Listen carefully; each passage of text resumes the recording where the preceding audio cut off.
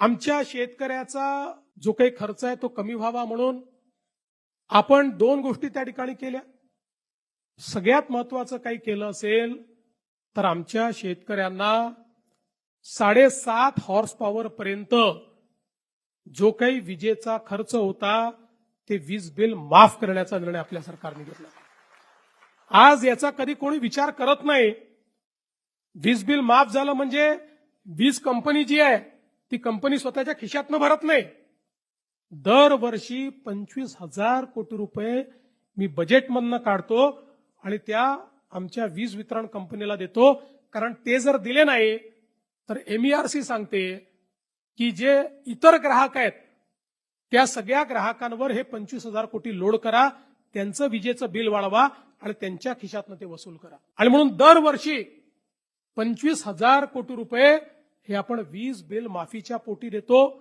आणि मला हेही सांगताना आनंद वाटतो की याच महाराष्ट्राने जवळपास महाराष्ट्रातल्या शेतकऱ्याला आपल्याला माहिती आहे अर्धे दिवस सकाळी वीज, अर्धे दिवस रात्री वीज.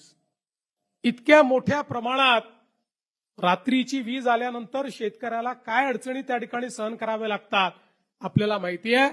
आपण सौर कृषी वाहिनी आणि सौर पंप अशा 2 योजना आणल्या. मला सांगताना अभिमान वाटतो की जे आम्ही सांगितलं आज राज्यातल्या 76% शेतकऱ्यांना आम्ही दिवसा वीज देतो आणि आमचा प्रयत्न हे वर्ष संपता 100% शेतकऱ्यांना दिवसा वीज आम्ही देऊ. आणि 8 तास आम्ही देतो. 10 तास जायचंय, नंतर 12 तास जायचंय. दिवसा 12 तास आमच्या शेतकऱ्यांना त्या ठिकाणी मोफत वीज देण्याचा निर्णय आम्ही करतो. आणि आता याच्याही पेक्षा एक अजून चांगला निर्णय जो आज मी जाहीर करणार आहे.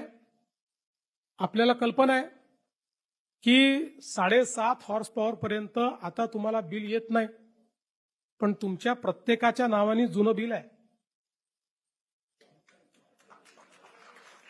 प्रत्येकाच्या नावाने आहे, ते खात्यात आहे, लिहून ठेवलं आहे. कधीतरी वसुलीला येऊ शकतं आणि कुठलंही दुसरं कनेक्शन घ्यायचं झालं तर तो लाईनमन चेक करतो तुमच्यावर तर आहे जुनं बिल, मिळत नाही तुम्हाला. आणि म्हणून आता मी हा निर्णय घेणार आहे की 7.5 हॉर्स पॉवर पर्यंतचं जे जुनं बिल आहे 48,000 कोटी रुपयाचं जुनं बिल वसूल करायचं आहे. ते 48,000 कोटी रुपयाचं जुनं बिल आम्ही माफ करणार आहोत.